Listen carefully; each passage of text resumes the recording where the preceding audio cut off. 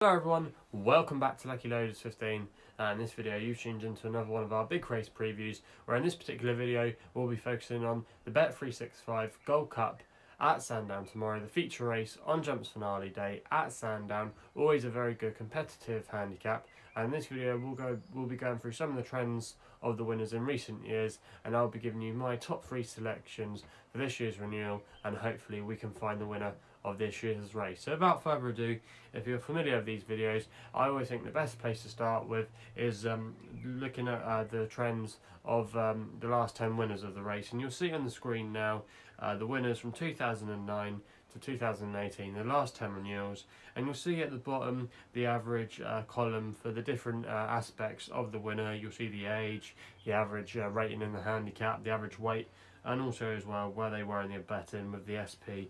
And you'll see that the average age of the winner in the last 10 years of this race has been 9 years old. The average handicap rating has been 139. The average weight they've carried around is 10 stone 7, and the average place in the betting is 14 to 1. So quite a consistent profile there of a horse, really. You've had 7-year-olds win it, but you've also as well had a couple of 11-year-olds. But I think probably the main thing to draw from this is, again, in a lot of these kind of handicaps, it doesn't really pay to carry too much weight. Only one top weight has won this race in the last 10 years, and that was Tidal Bay in 2012 when he carried top weight of 11 stone 12. But apart from that, you've really got to be carrying in the 10 stone. There's been one 11 stone, which was in 2014, but it's a race that tends to pay dividends by following low weighted horses. So that's horses carrying 10 stone or just over 10 stone. Really, if you want to be finding the winner of this race, that's kind of a key trend there. I think also as well, looking through some of the winners, you weren't looking at horses that were on the a gradual upgrade like you might be looking at in some other handicaps. You may be looking at horses that maybe were potentially well handicapped, maybe dropping down in class. You're not looking at horses that are going to improve and improve and improve to like a Gold Cup horse. You're kind of looking at decent, solid handicappers that maybe could throw their hat into the ring for maybe a Grand National next year or a Welsh Grand National. You're looking at maybe some of the more prestigious stay-in races, horses that may be a little bit unexposed or maybe could be well handicapped. So it's quite a hard race to get a pin down on a profile of a winner, but I think that's the kind of thing you want to be keeping in mind. A variety of angles in. There's quite a few angles in for this race. It's not one that tends to, like I say, have an established profile. You're kind of looking a bit of a mixed bag. But like I said, I think the key trend to take away from this is actually looking at horses with low racing weight. Also as well, another interesting thing is in recent years some of the smaller trainers have won. Obviously Mark Bradstock, even though he had trained Conagry before, Cheltenham Gold Cup winner, he's not got too many horses. That one for him last year. Peter Bowen as well, Hadlin and Harry in 2017, Neil Mulholland. You're not looking at always the top brass in this kind of event. You're not always looking for Paul Nicholls and Nicky Henson, who actually have won the race, but you're not always going to be put off if you see maybe a smaller trainer prominent in the betting, or you shouldn't be dissuaded from that. So that's also an interesting fact there. And I just think that's just a few handy things to know when you're looking at having a bet for this race. And you'll see now we'll flash up on the screen the list for this year's renewal, and you'll see Step Back as the current joint favourite at the moment, along with Talk Is Cheap at 8 to 1. The Young Master, who was the previous winner of the race, he's come back into some form this season. He's 10 to 1. You've got the Ultima winner in there, Beware the Bear at 12 to 1. Joe Farrell, previous Scottish Grand National winner, 12 to 1. Rock the Casbah finished second in this race last year at 14 to 1. And also as well, Badger Ales winner, Present Man in there at 16 to 1. He finished third in this race last year. So there's some of the horses that are quite prominent in the bet. And I'm not going to go through all the horses that are running in this race. I'll just talk about a couple of the ones at the top of the market now, and then I'll give you my 3 for the race, who actually don't even feature in that graphic. But yeah, Step Back, I think he's got a fairly solid chance of running well tomorrow, but the Bradstocks have been a little bit surprised that there's been a lot of money put on him. A few days ago, they said they don't know where that vibe's come from, because the owner apparently is a bit of a gambling man and he hasn't put any money on his horse to win this race. So that's interesting there. I think the bookmakers as well are also scared of Talk Is Cheap. He's 8-1 bookmakers at the moment. Alan Kingsyard have been in good form the past couple of weeks. But for me, I just think this horse, even though he could be potentially well treated off his mark, running some good races as a novice, I think he just lacks that winning attitude to be able to win a race of this nature. And I just think he might meet one or two more experienced horses tomorrow that could maybe get the better of him. So I would want to avoid him. The Young Master could be an interesting contender, but you don't get too many repeat winners of the race. And I think the likes of Beware the Bear, carrying top weight, that would be too difficult for him. Joe Farrell, could he bounce back in time from the Grand National? And there's a few question marks over some of the other horses in the race. So that's just something to be aware of with some of the market contenders. But as I promised, I'm going to give you my top 3 for the race now. And you'll see that the first one I'm going to go to is a horse that I think, even though he's not in that graphic, in some other bookmakers, he's actually a lot shorter than his current best price. And the best price you can get out there with this horse, Captain Chaos, is 25-1 with Paddy Power. They're offering 6 places on the race, but I noticed generally across the board he was a 16-1 shot, and Labrooks have actually got him in at 14s, which is interesting as well. And they obviously sponsor the Skelton stable, and I just sense a bit of a plan here with the Skeltons. He's trained by Dan Skelton, and Harry Skelton's booked to ride him tomorrow.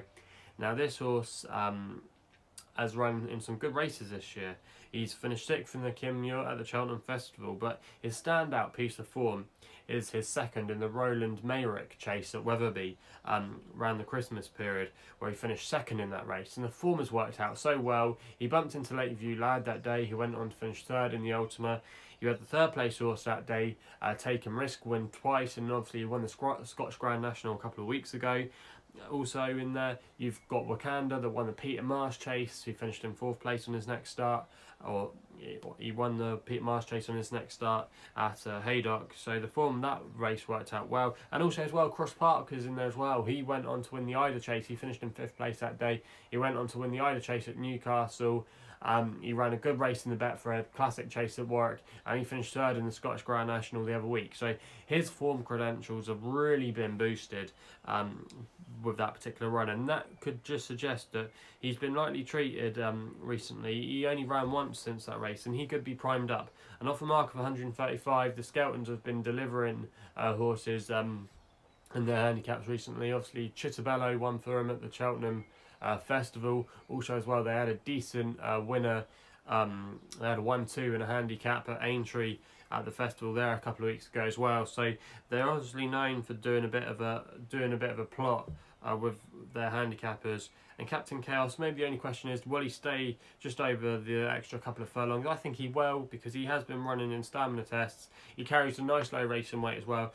I just think there's a lot of things in his favour tomorrow. And also as well, the only time that he ran at Sandown, he finished 2nd back in 2015 over hurdles, so he can handle the track. And I just think tomorrow, I think he's got a good chance of making the frame or being there or thereabouts. And he arrives here in fresher form compared to some of the other runners. We then go for our next one in my top 3, and that's Flying Angel. Now, he does fit the profile here. He's 25-1 with bookmakers at the moment, trained by Nigel Twiston Davis, and his son Sam is booked for the ride. Finished 6th in the Topham at the Aintree Festival last time we saw him, and then he finished 5th in the Kim Muir at the Cheltenham Festival the time before that, when staying on strongly at the end.